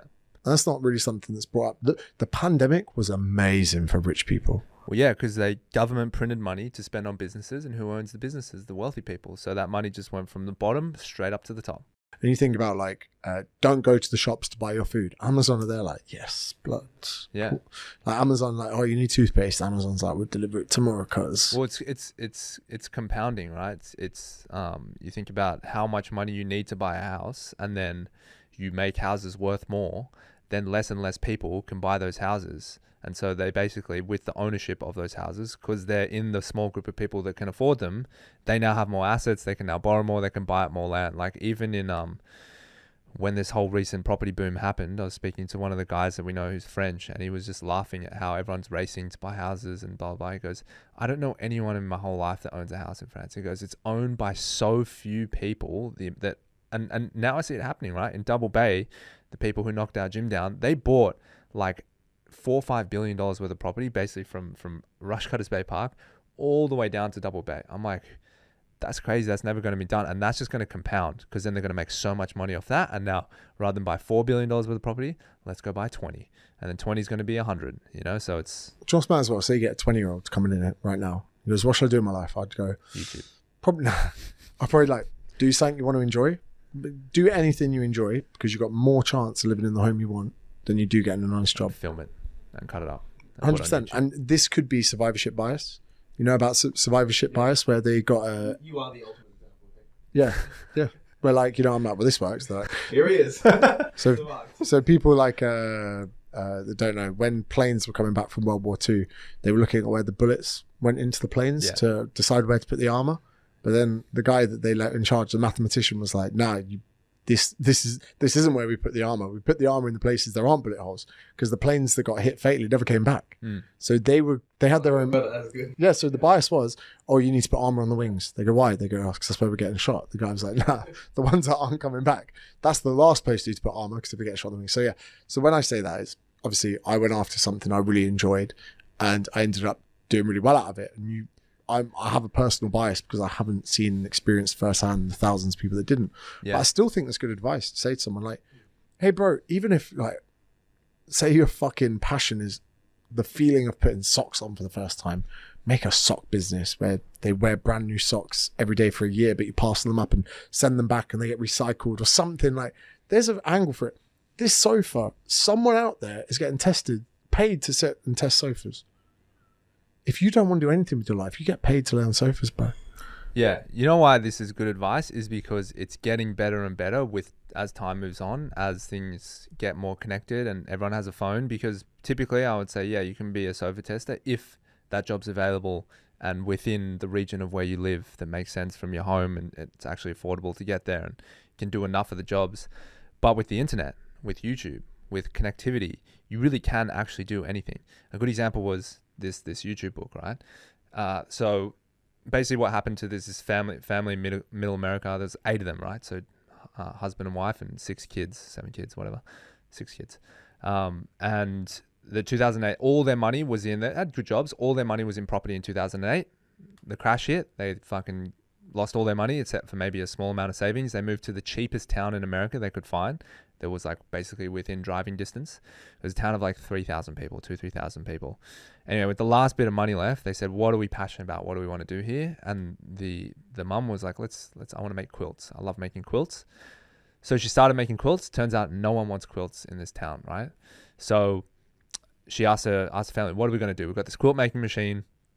I'm really good at making quilts. And like one of the youngest son who loves YouTube was like, let's make a YouTube channel where you make quilts. Within 24 months, they had employed like 80% of the town. They have one of the largest quilt making factories and businesses in all of America, thanks to the power of YouTube. Survivorship bias. But like, imagine this, Gabe. Which is crazy, right? But that would have never worked before YouTube or the internet, right? Which is why I think your advice to do what you love and you're passionate about is the best advice. This is going to bolster my TikTok debate, actually. So the way the algorithm works on TikTok is that your content will get shown to 10 people. How do they react? How many people watch it all the way through? How many people send it? How many people share it? How many people tap it? Cool. Now at that point system, it now goes to 100 people. How does it fare with that? Should it get enough points? It goes to 1,000, 10,000, 100,000, million. Yeah. So it works on a point system where how the people interact with it. Should it get a high enough score? It goes to another group of people. But then if you've got content that's only organic to your demographic, it will get to 10,000. Then when it goes to 100,000, it will do dead and boom, it will be dead in the water. So I could record, A/B split testing and marketing, we do things slightly differently. I could on TikTok post 4 videos about the same subject in a day. And by tomorrow, I know which is working and which isn't. YouTube, it would take you years to understand what your demographic want. No, disagree. So strongly disagree. So your brand isn't really going to be having any people watching it for quite some time. Not significant numbers. No, disagree. So this is why I think this is the... So 75% of all YouTube traffic is suggested videos, right? So basically what people need to understand when they're creating a YouTube channel is they need to understand their audience better than anyone, right? And they need to dive into their audience, understand what content do they watch, what things do they follow, what do they care about, what subjects are they watching. The better you understand that, right, like any business, the better you can put that content in front of them. There was recently one of this guy, Daryl, his students, he basically had this like cleaning company where they clean like aircrafts and stuff and like old beaten up cars and they restore things. And he was like, I want to move on to YouTube. And he spoke to his mate who had a decent sized YouTube channel, maybe 100,000 subscribers or something. And he said, I want to grow. And he's like, join this guy's program. In 6 months, they have like, we could probably fact check it now, 1.9 million subscribers. They got 400,000 views a video. Car cleaning videos bang on TikTok. Well, but my point is, I don't think you're wrong. I just also think YouTube is just as good, if not better. But they got paid that whole time. It's easy to get going on TikTok. Right? Yeah, very easy to get going. Lower barrier to entry on TikTok, I will say. To get those first 1,000 views. And people don't realize what potential they have until they have a bit of fun on TikTok. 4 videos in, they're like, I'm onto something. Mate, I follow a page now where it's a farmer has a machine that he takes bent poles out the ground from fencing, puts it in, and it straightens the pole perfectly, and he puts it in the pole. So imagine you've got like a 50-year-old pole that's like been weathered in a fence, cars reverse into it. She puts it in the machine, straightens it out. There's another one where it's got one of those machines that they chuck random things into it, like a keg, a beer keg. They chuck it in, the machine like destroys it. TikTok is honestly just about fun. Mm. It's about it also gets the mundane, like. Man, yeah, I watch a bricklayer on TikTok. Yeah.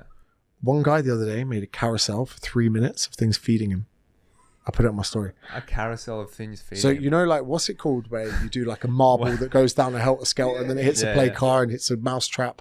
You know those? This guy had a 3-minute one that worked all in automatic, but it went past him as it was eating. Pour the cereal? Yeah. Yeah, I saw that. Mate. I think you posted it. Yeah, from TikTok. Yeah, fuck. Also, sharing TikToks is so easy because you can save the video, boom, like that, into a file, send to your friends. Yeah. YouTube, you send a link, and I'd love to see the analytics between people that actually click on a random fucking link in the WhatsApp chat versus people that send a video on TikTok that can be mass forwarded to group chats.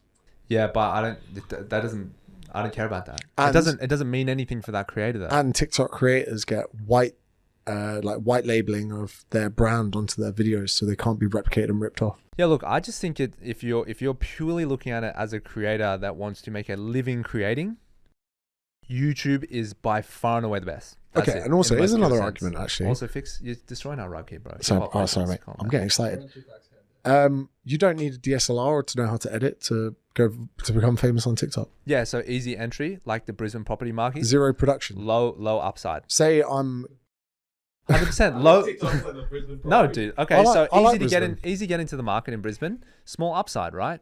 You can get in cheap. You can't sell for that much. Sydney, really, really high upside. Need a lot of resource to get in. Barrier entry, but upside way bigger. Same okay. as How YouTube. many YouTube app users could produce good quality content on YouTube? What do you mean YouTube app users? Most people on YouTube have a phone. Oh, users of YouTube. They have a phone, that's Non-creators, it. yeah.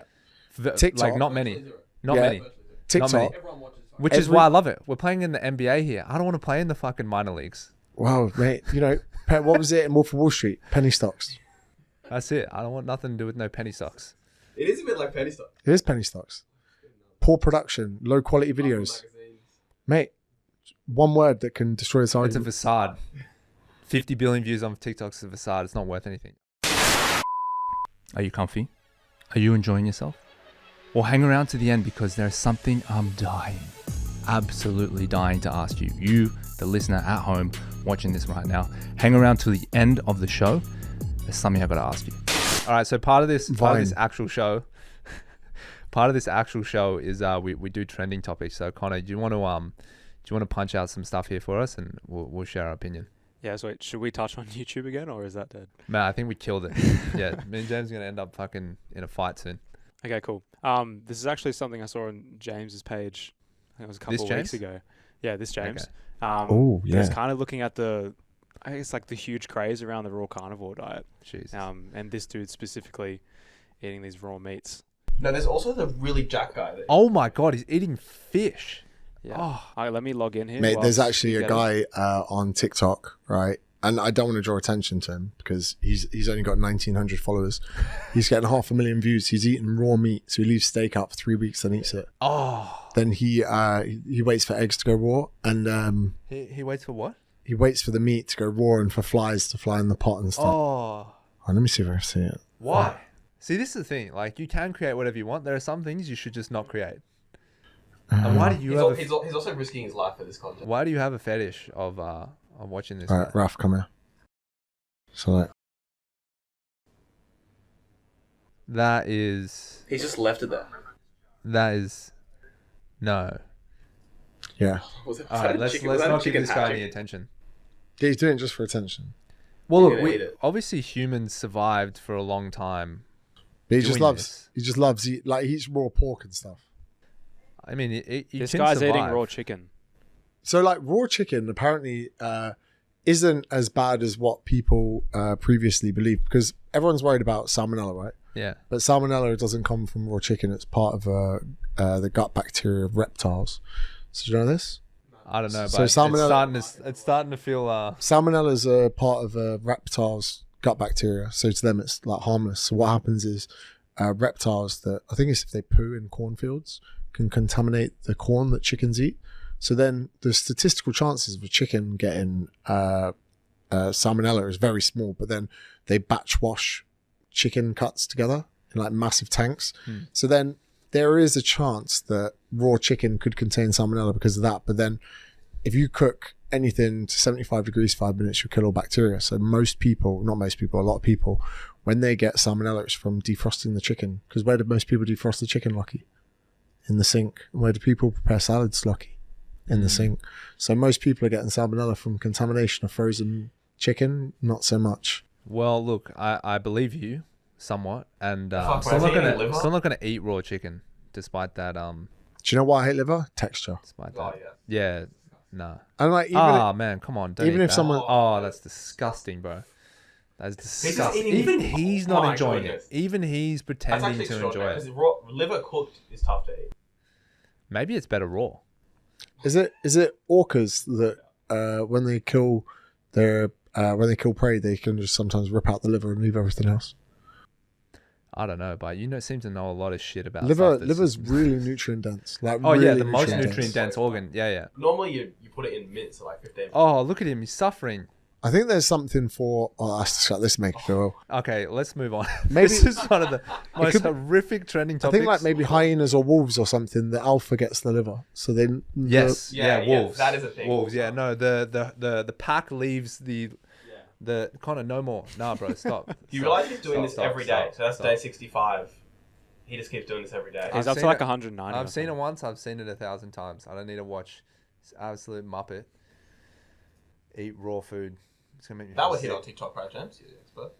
Yeah, and some people do that for attention seeking, and they probably have someone going, "You go, Queen." What do we got next, Connor? Okay, up next. This is in general over the years, fitness brands have thrived with celebrity funding. Probably Mark Wahlberg coming in with F45 a couple of years ago. It's probably one of the biggest, but I think it was 3 days ago, Chris Hemsworth, he decided to sell to a private equity firm his CenterFit app. iFit. Yeah. Well, it's already been. iFit. Is it iFit? CenterFit. Oh, yeah, no, the app CenterFit. What's the equity firm? Oh, it's called Private Equity from High Post Capital. Oh, okay, cool. Because iFit, who are up here, who acquired Kayla Itzina's Sweat app, they're absorbing a lot of fitness apps. Well, that means the fitness and lifestyle group that previously owned, I don't think it owns Sweat, but it definitely owns Senna and it owns Barry's and Fitness First. They're breaking out their assets now. So this is probably one of the big ones to go. What did it sell for? I think it was 500 mil. Fuck off. What was their revenue?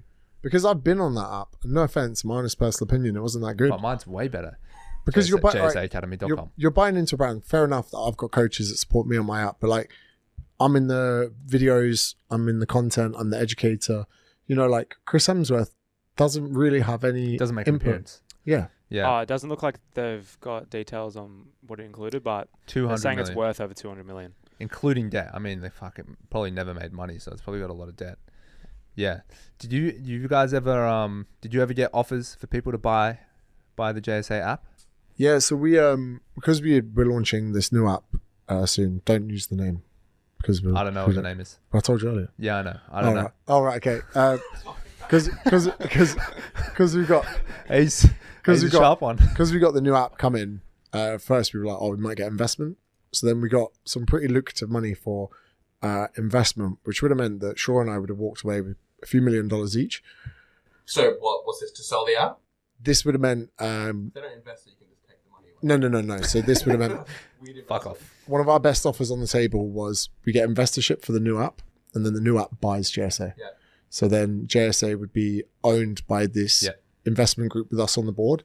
And then me and Shaw went for a nice walk in Moss Vale, and we were like, we don't really want anyone else on the board. We'd rather not have them.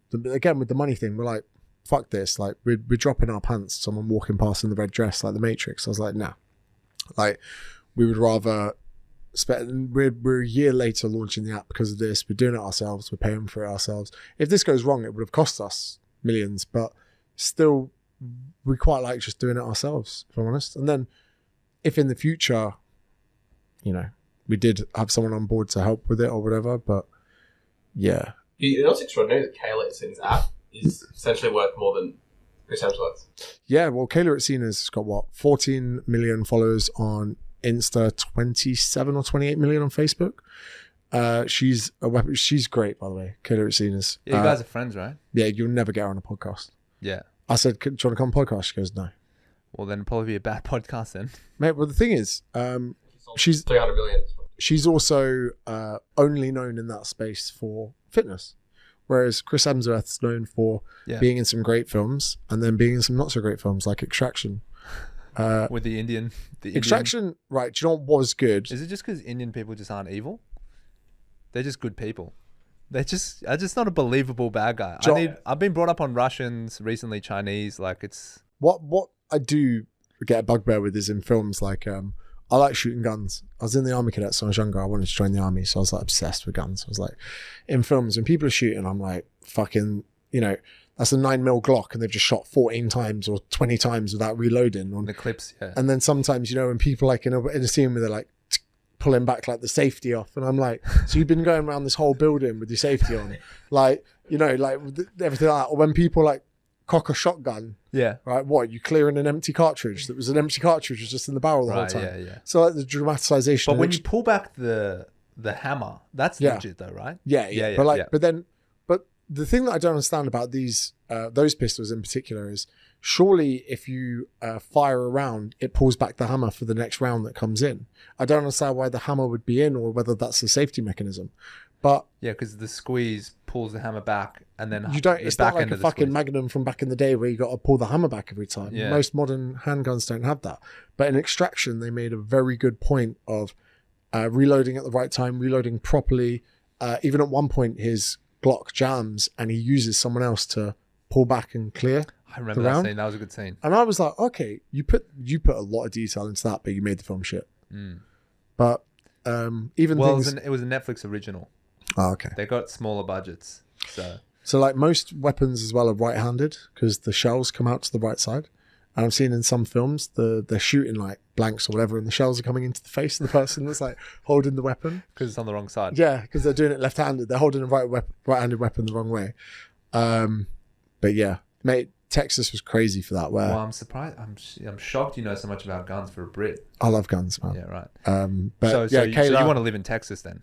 Nah, but it's a weird one. You feel weirdly safe because everyone's got guns. Like, you're not fucking with anyone. Someone cuts you up in traffic, you don't want a pistol in your face. We did shit ourselves a little bit when that happened in LA once. Yeah, we hit someone in LA. Okay, we rear-ended them softly in LA traffic, and I was like, dude, they could get out and spray our Jeep right with now. the newsy, yeah. So, luckily it didn't happen. So Kayla's really cool. She's like, obviously you've got front-facing Kayla Racinas, but the one that's offline, like, because of, she won't mind me saying this, because of the Kayla Racinas that's online, hey guys, Kayla Racinas here, doing it. Because you see that, you expect her to be like that, but she's actually a real cool person. And one thing about her, she's incredibly kind. Where I was in Adelaide competing the other weekend, she was like, stay at my house. I was like, okay, cool. And she's like, oh, I'm not going to be home though. So I was like, oh, she's like, yeah, just go around. So I go around, her mum's there. I've met her mum a couple of times before. I'm like, hey, I know, how's it going? And I'm like, do I need to feed the dog? She's like, don't worry about it. Like, she's like, my PA's there waiting. Show you around his baller. And then she's like, oh, I'll use the Mercedes on the drive. I was like, I've got a hire car. She goes, cancel it. So she's cool. And then the other partner of Sweat Up is Toby Pierce. Yeah. Very intelligent guy, very strong blue belt in Brazilian Jiu-Jitsu. Okay. But blue belt. He'll get his purple soon, I reckon. Yeah. He was hard work. He's a strong boy. Yeah, okay. So yeah. I think he trained at my gym today. But that app, they've been going for a long time. Early adopters in the market. They've got a lot of coaches on board. Massive reach. Yeah. Tremendous amount of revenue to pump into paid advertising. But it takes. At first, I would have been like, oh yeah, they're just throwing money at it. But it's a tremendous amount of risk and strategy to do that. I believe they've got over 100 employees in their office. I mean, there's lots of ways to do it. I mean, YouTube's really the best way to do it. But yeah, you can pump money into social ads if you want to waste money. That's why V-Shred. Yeah. Hey, it's different businesses, different strokes, different folks. So, kind of we've got last thing here. One more. Yeah, we've got one more. This was just a note. Oura Ring, they posted out a recent article. They got a valuation of 2.5 billion now, which is fucking mental. But they posted out an article saying they got a meaning amount of capital recently, and that's what's allowed them to get this valuation. Before we move on to Oura Ring as a business, I must say valuations in this space are crazy. Very, very tech businesses fivefold. More than fivefold revenue, like minimum. Okay, explain to me this, right? How can ZipPay literally you lose 95% of its value within a month? Like, that is absolutely absurd. There's just no way any business that's not in the tech space could ever lose that in that period of time. Like, you would be. But that's in the debt space. Yeah. It's different to these apps. Yeah. So what's interesting is in changing the shareholdership of our business, I have to pay tax on that. Even if we're doing it to balance accounts further down the line with the new app and stuff. So you are paying for it. It's getting paid for. The 10%'s being valued? No, I have to pay tax. I lose money giving him shares. Oh. I have to pay tax. That's not usually how it works. Well, if you sell percentage of business, you've got to pay tax on I know, but usually should come out on top. Yeah, I know. Yeah. I know that. It's a five-year investment, so I've been told by the guy getting the shares. But, I promise you'll get paid back. But I think everyone wants to have their ego polished a bit with the valuations. So Shaw's on the phone, get valuation. She's like, we're not worth that much. Oh, too much. Yeah, too much. Because I got to pay percentage on the value of the business. Right. So. Oh, okay. So you did get it valued. Yeah. You Yeah. got to pay for it. Yeah. Okay. I thought it was very nice of you to give it to him for nothing. We can't. Yeah. Otherwise, everyone would just be. No, you're saying you gave it to him for nothing, but you have to pay tax on it because I can't just give you part of compounds. Otherwise, But you give me cash it's not under for the table. nothing because he's done the majority of the work. Oh, in the new app. yeah. Sorry, yeah. But the dollar, there was an actual dollar exchange into your account for the sale. No, I've got to pay the tax man for the sale. Yeah. Okay, sorry. And what I'm getting is a business that apparently exists. No, I'm joking. It does exist. It's NFT, right? It's a project. Yeah. So yeah, look, I mean, ordering. I will actually say now that I'm not wearing the Whoop band as often as I used to. It did ultimately come down to like having something just a little more subtle the whole time. Even though the Whoop is like, I still believe way better technology, way better app, more usable data. It's just like the fact that a ring is so simple, right? I hate rings or like any jewelry on the fingers. This is something I get out of this. Like a fetish thing. No, I just hate it. I think I got my fingers stuck in too many plastic tubes when I was a kid. Like too many holes I shouldn't have been in. Mate, I feel suffocated. Like one of my joints blow up all the time from jiu-jitsu. But even when girls like put a ring on, just like bounce, I'm like, it freaks me out. I'm like, get that the fuck off my finger. That's why I haven't dropped a knee.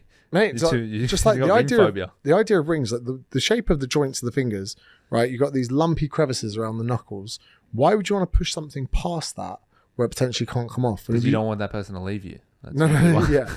But like, fucking, do you know what? I was going to suck 5 dicks tonight, but now you got a ring on your finger. I'm not going to do it. Oh, amazing how that works. It's like them fucking power balance bands. You know what I mean? But like, they work in theory. They weed me out. Watches are fine. Like I like watches, so I'm a bit personal bias there. But another one I can't stand is like when people wear like dangly earrings, especially dudes. Oh, yeah. Have you seen the tennis player, Thanasi Kokkinakis from the show? Bring that up, Connor. Fuck, man. That thing has to go. That thing has to go. Honestly, if you were like, I'll give you $1 million to wear a dangly earring. I know the cock's listening to this. We still want to get him on the podcast, so don't freak out too much. You can justify it on the show. It would be his earring. Yeah, that's it. Nah, he has like a little dangling cross. Like never in my life have I gone, I'd love a bit of metal through my flesh. I sound like a vegan when I talk about it. But like, can you blow that up?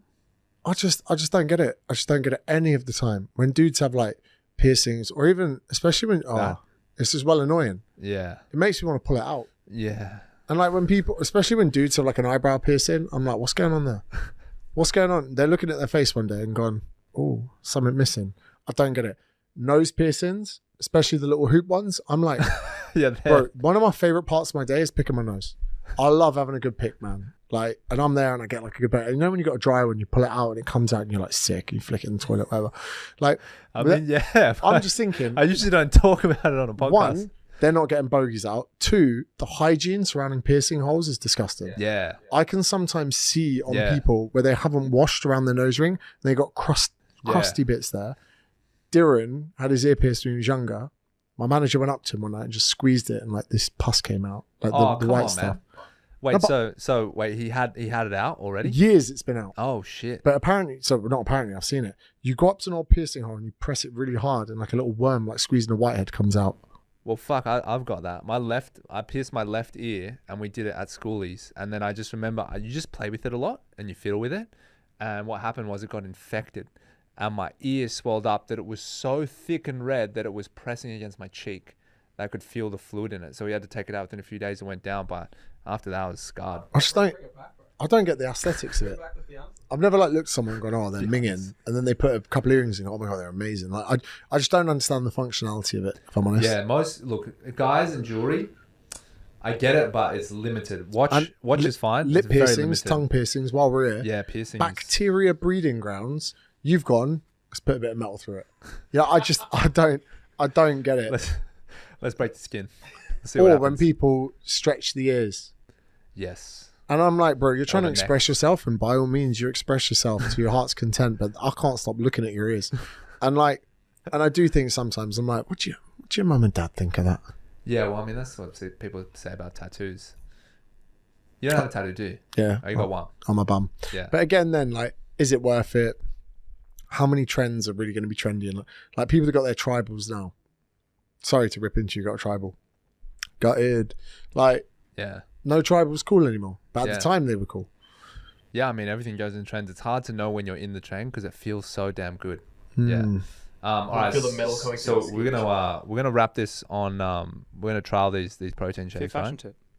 Oh yeah, fit fashion tip. Yeah. So actually, maybe Smith will contribute to this because he cares about it. So, one of the things that's gotten popular recently with people going to the gym. So, in case you haven't figured it out yet, basically, I'm going to advise people on this section of the show what to and what to not wear on the show. Fit fashion tip. Actually, you'll appreciate this. I think 2 weeks ago, I gave someone the advice: if you want to have bigger legs, just wear smaller shorts. And this guy like messages in straight away, and he's like, I took your advice. I got the shorts. And he walks out of the door to go to the gym, and his missus looks at him and goes, "Wow, your legs look really good. Have you been training your legs hard?" And he's like, "Boys, thank you." So it's got real life application. This advice. Good pair of Lululemon shorts, right? It'll last you 10 years. And also the ones just above the knee, perfect for every day today. You can get the shorter ones; they just fit well. Good around the anus. Yeah. I'm sure that's on the marketing. Anyway, so my fashion tip this week is for watches, actually, because I thought you're in here and watches, and basically just to give the wrap up on the yeses and nos to watches. Now this is going to offend a lot of people, but basically the most fashionable gym watch, which is like most widely accepted, is the Apple Watch, hands down. If you want to customize it, if you want it to look the best but still just be subtle and sleek and look good, the Apple Watch is your number one choice. Anything that branches outside of that in the digital watch space, Puss repellent. No good, right? Garmin's. You just leaving puss on the table there. Women are gonna go. Yeah.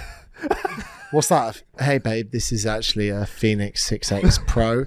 And what you I'm don't tracking know, our latitude and longitude. what you don't know about the 6X Pro is, if you look at this, you can actually see that the solar charges it when. So if I'm on an expedition in the Highlands, it actually charges, which is quite nice. Yeah, It's true. I used to have them. he knows because he was like, "Why are no girls talking to me today?" Mate, lockdown did a lot of things to a lot of us, and there was one point I had a long hard look at my Garmin and thought, in the summer for You were played in a sevens. At one point.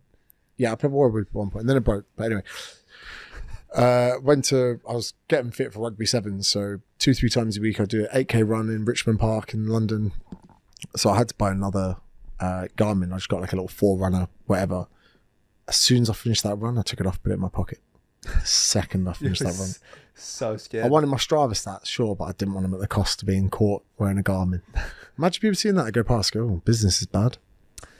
Well, that's one way to look at it. But the last thing I'll add, there's the only appropriate watch you can wear. Definitely no metal or steel watches. It's just not really appropriate for the gym. Obviously, outside the gym. Fantastic. Some people train in Rolexes. You're like, come on, bro.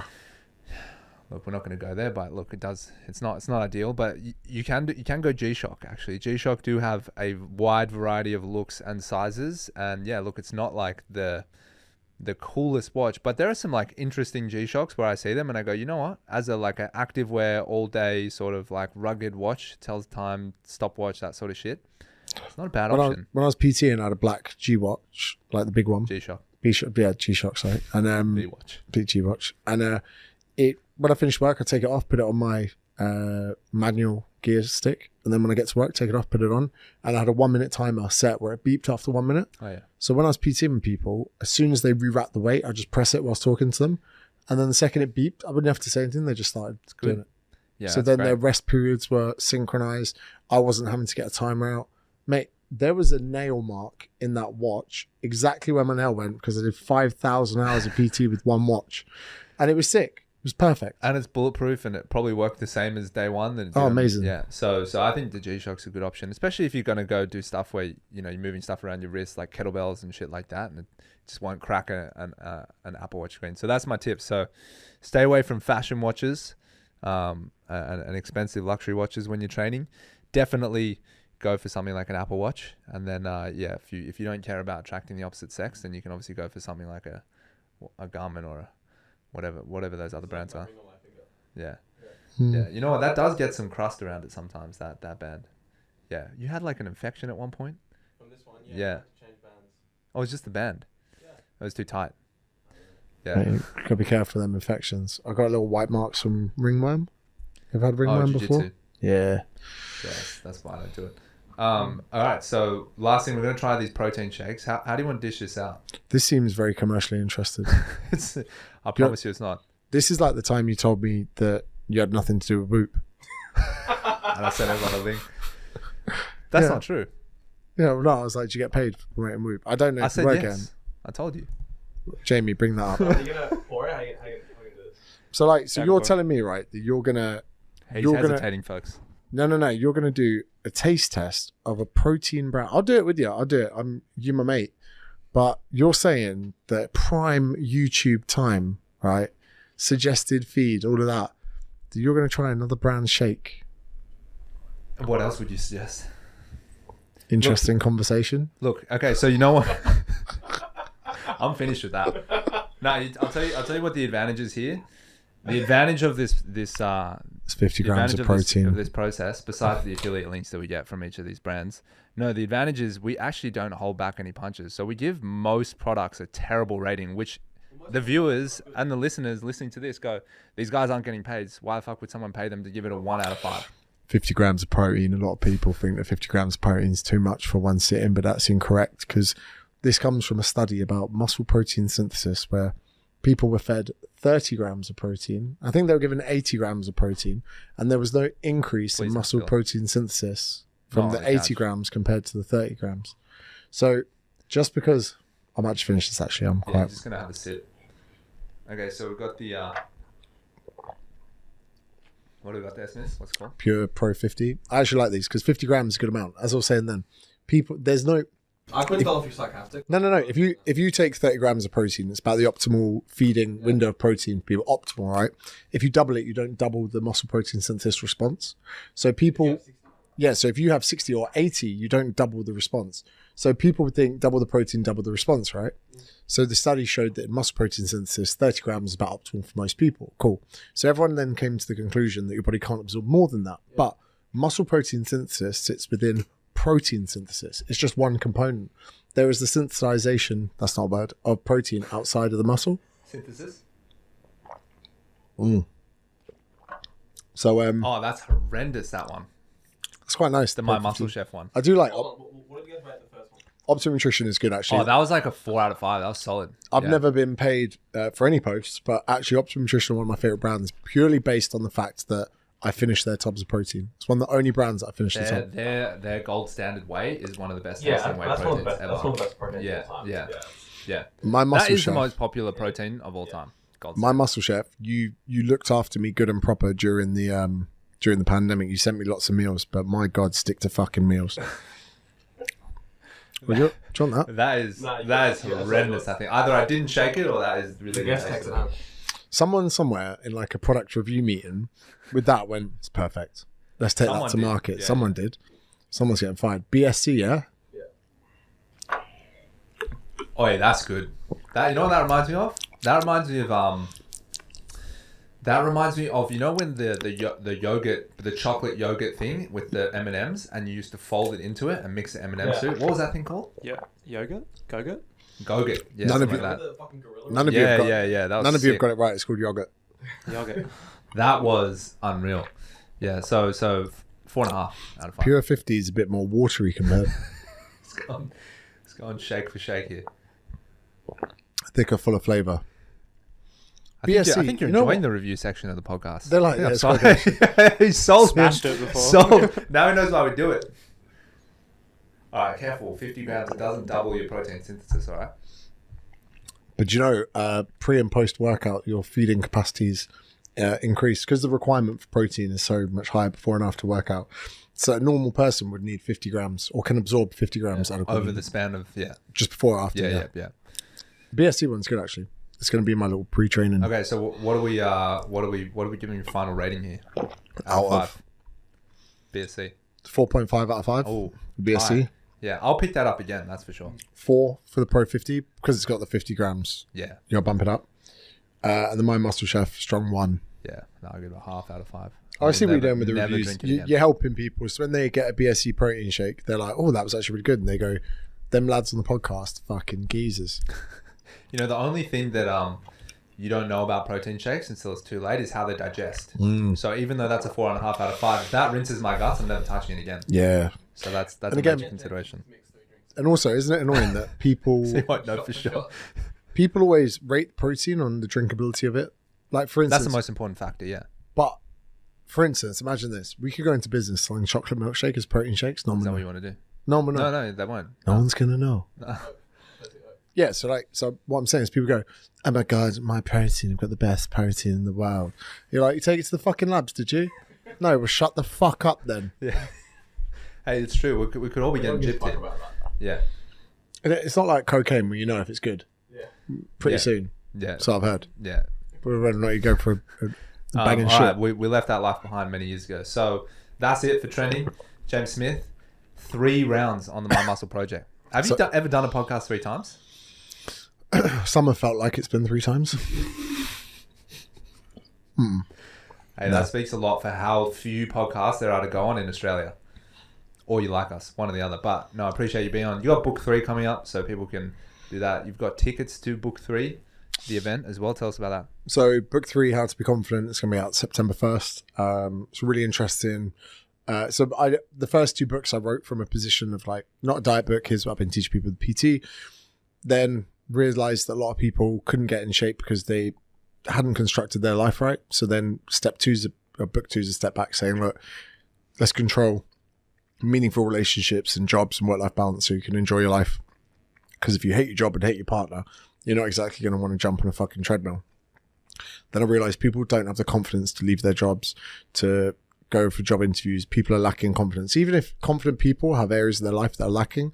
So this book's actually going on a journey of discovering, understanding personality traits, confidence, strategies that work, strategies that don't, and really giving people a broad understanding of something that potentially is a superpower, but it's not a superpower because it's obtainable to everyone.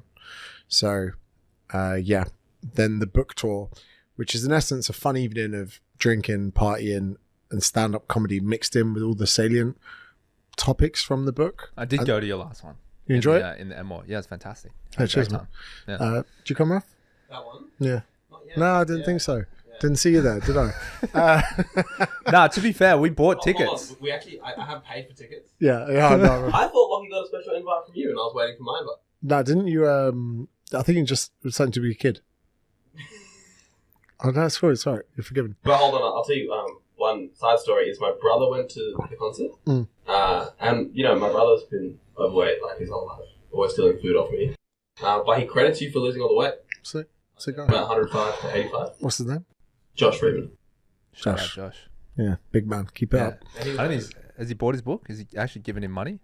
Yeah, he As a bought the result? book. Oh, okay, yeah. That's what he used for the dieting. Yeah. Oh, okay. Wow. Go fund me. Book and went to the concert. So then for the event for Sydney, we thought we'd just do Sydney Opera House, flex. It's a small venue. It's like 1,800 people, Okay.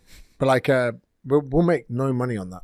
Like, so the Yeah, but do promoter, you care? Nah. As long as you break even, fuck it. the promoters were like, Lose money on they it. were like, why the fuck? So you do Enmore, then I think the next one's in like Marvel? like Centennial. What's that venue called? Centennial Park? Centennial No, Park. there's like a concert Starlight hall, Theatre. something like that. Yeah. But that's your next step up. We're like, nah, let's do Opera House. And they were like, it's probably the most expensive venue in the world to do a talk at. We're like, yeah, let's do it. Then some cheeky fucker's like, come to Melbourne. I'm like, I'm not being funny. Melbourne's nice, but Opera House is nicer. Oh, yeah. And I was like, make a weekend out of it. Come to Sydney, come to it. Yeah, But yeah.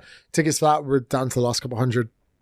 Got Australia, New Zealand, UK, Ireland. Biggest book tour yet. Yeah, the venues are crazy. Is the economics of it to make money off the concerts or to sell more books like the Hype and everything? It's actually just have some fun, like get them. So like some people do book signings and book events. Like you can bring it to life, and even if it's not around the release date, some people have read it, some people haven't. And like imagine Tim Ferriss does a talk about 4-hour work week, and he brings up the 5 best parts of the book, and turns it into personal anecdotes, funny stories, and takes you on a journey. And you go, fuck, the second time you read a book, you're like, wow, I never saw that the first time. So it's my ability to do that, have fun, people laugh, people have a few gin and tonics, make an evening out of it. Some of my academy members will meet up and go for meals, and like it's just a cool night out as well. And then for people to credit you for having a good night out that was related to something commercially interested, like cool. It's some of the venues, it's amazing that we make good money, but like say we make good money on some of the stuff. We'll just put it into hotels and flights and Duran coming over. And like, yeah, it's just cool. The events are just very rewarding. It's cool to like see people in the crowd. And, and you get better at it every time you do it. Well, it's a great way for you to turn what is mostly a digital career into like something tangible, where you can be like, these are the faces and the eyeballs and the voices of the people I help. You know there's something, Jimmy Carr said this on Diary of a CEO, there's something so magical about being in the room with someone. Think about how much more you laugh when you see a stand-up comedian than you would watching them on TV. Yeah. It's the energy of being in the room. Totally. You're laughing as they walk out. Yeah. And you can feel it. And having those, and like in the cinema, because you're all there together to enjoy it together, rubbing shoulders with people, they're laughing, like it makes the experience so much better. And going somewhere to enjoy something is so much better than staying home to enjoy something. So I think there's always going to be that magical element of seeing a live band, or, you know, going to the cinema or go and see a stand-up comedian. Like your phone stays in your pocket, which I think is powerful enough as it is. Yeah. Well, that's a wrap.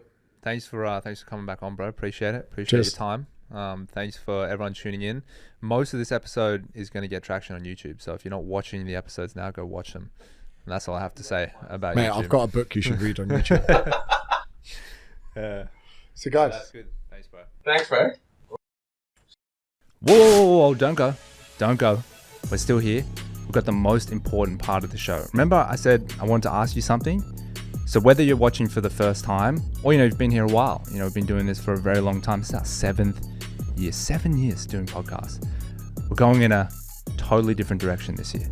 Completely different to what we've done before. And we need your help. The viewers, the listeners at home, the only way that we're going to know if we're doing a good job or not is in the comments. That's all I want from you. I just want some comments, man. Tell me if it's good. Tell me if it's bad. Tell me if it made you sad, happy, angry. Tell me everything. And tell me what you want to hear, what you want more of, who we should get next, sporting stars, movie stars, actors. Should we go overseas? Should we stay in Australia? All these questions I need from you. So I'm going to give you a minute to write in the comments. Go. I'll wait. Okay, good. Perfect. Thank you. Guys, you're done. That's all I need from you. I appreciate it. Thank you for your time. Thank you for tuning in. We'll see you next week. All right, go. Get out of here. You're done.